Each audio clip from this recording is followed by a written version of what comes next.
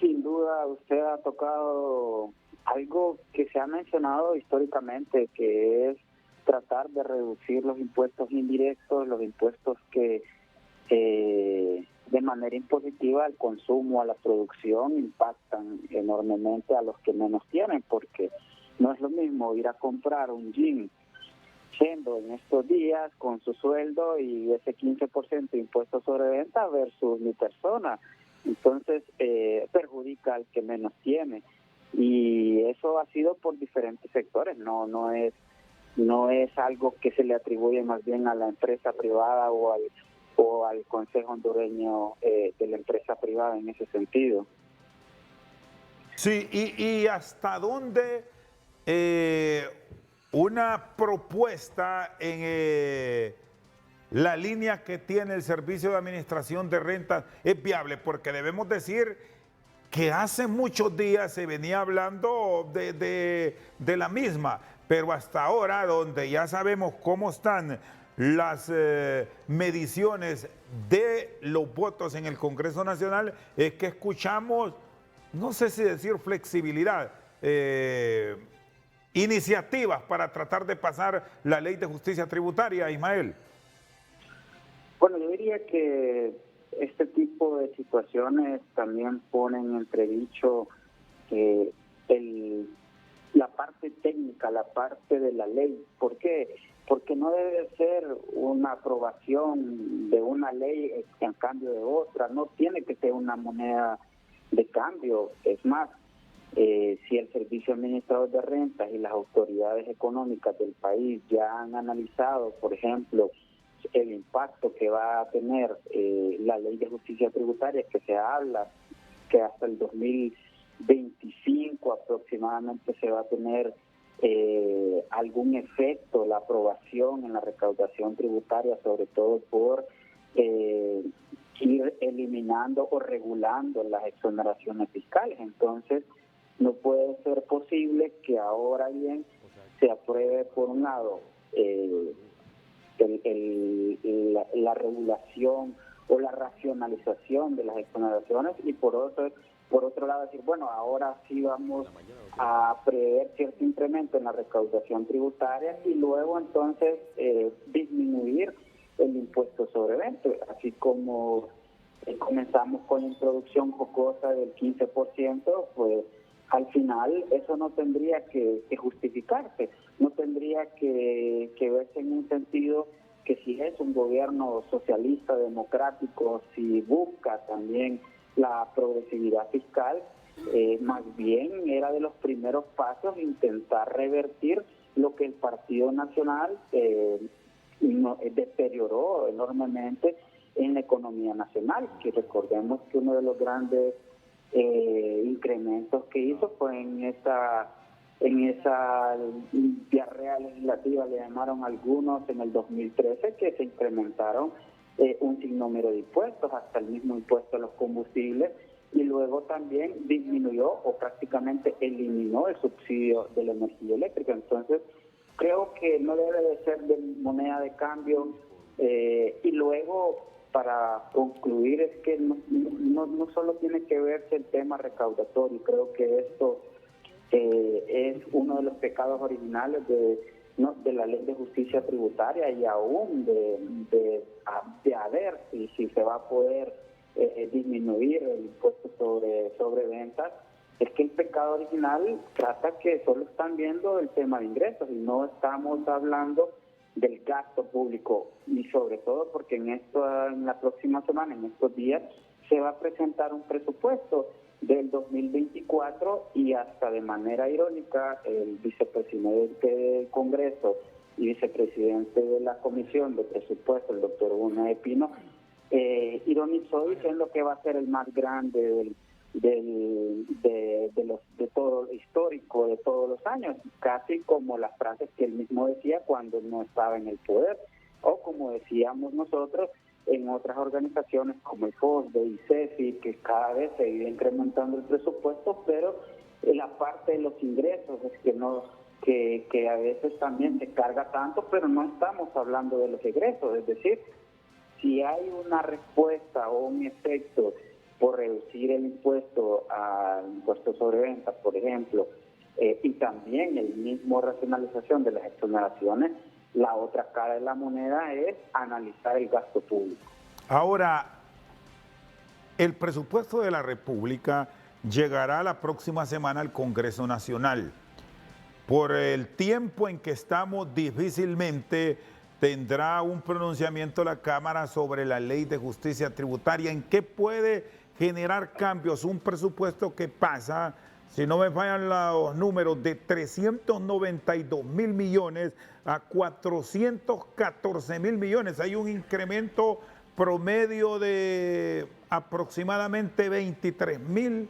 o 2.300 millones, perdón, 2.300 millones. ¿Es viable eso?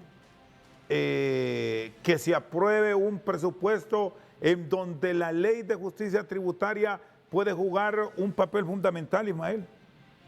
Bueno, usted tocó pues un punto toral en esto, que el presupuesto, debido a su etapa de formulación que corresponde de mediados de marzo, abril a la fecha, y CEFIN recoge todos esos insumos de todas las secretarías, de todas las direcciones, y lo consolida en lo que conocemos en el presupuesto general de la República. Y todas esas proyecciones, no solo de gastos, sino también va incluido el tema de ingresos, y en ese sentido lo que en estos momentos estamos hablando, por ejemplo, un impuesto sobre venta,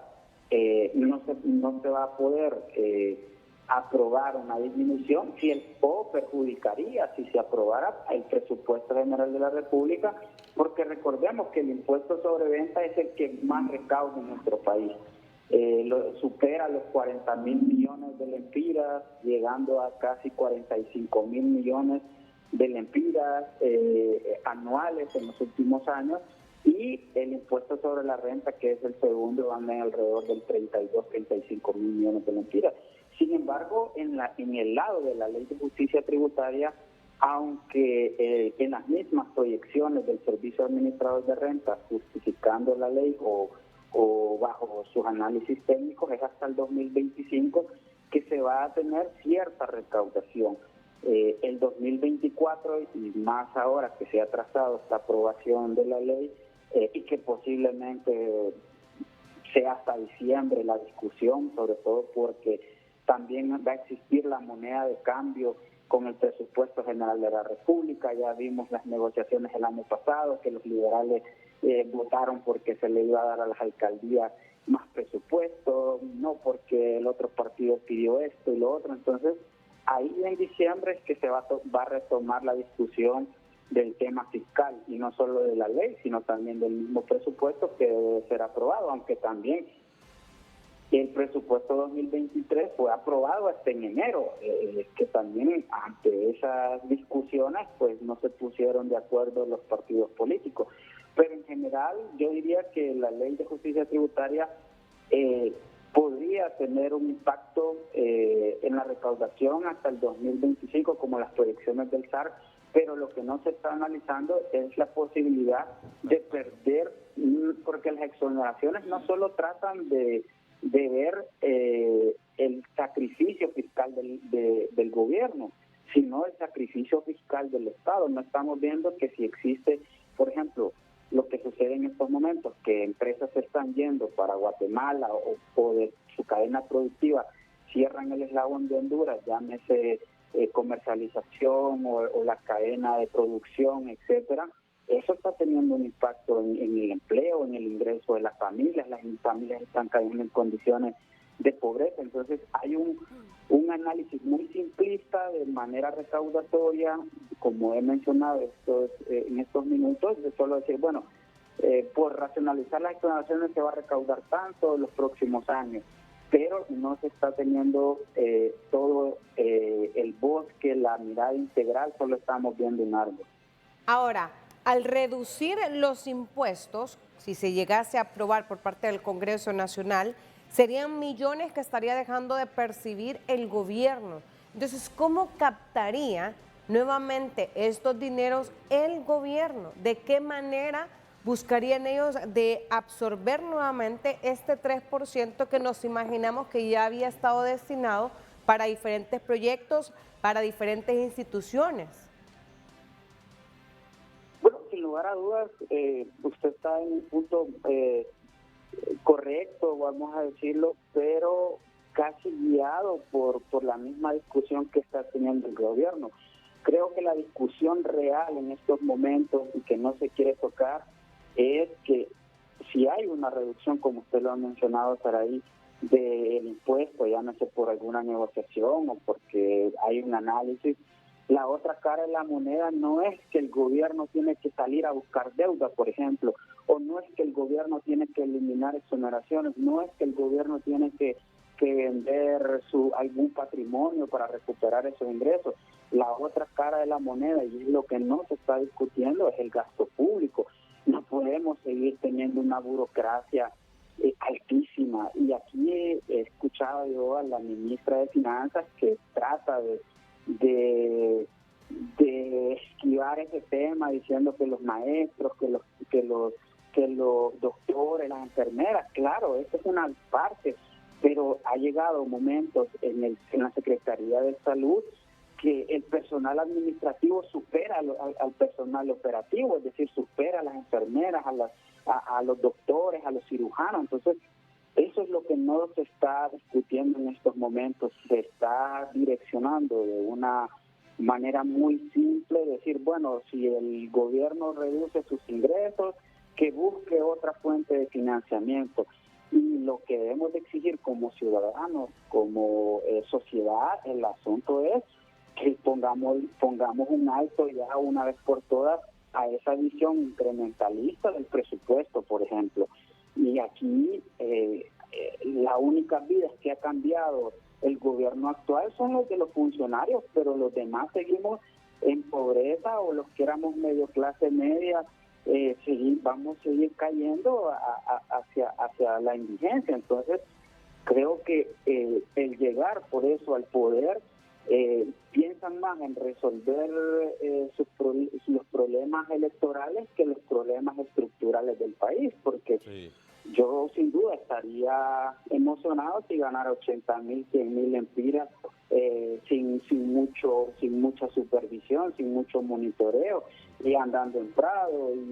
y con viajes y por gastos de representación que está en el presupuesto 2023, 20,000 lempiras. Hago 3 viajes aparte de los 80,000, que eso es lo que un ministro aproximadamente anda, se echa 60,000, 80,000. Entonces, ellos tienen opulencia. Por eso la discusión debe de ser el gasto público, no de dónde más va a sacar recursos del Estado, cargándonos, porque al final los impuestos es una carga para el pueblo. Sí, a propósito aquí nos consultan, porque vamos a compartir también con nuestros oyentes y televidentes. Nos dicen, el presupuesto general de la República está en base proyectada de ingresos del 15% como impuesto indirecto. El déficit que produce la baja de ingresos es al 12% en impuestos sobre venta. ¿Quién y de dónde se cubrirá? ¿Se sacrificará la inversión pública? Nos consultan aquí.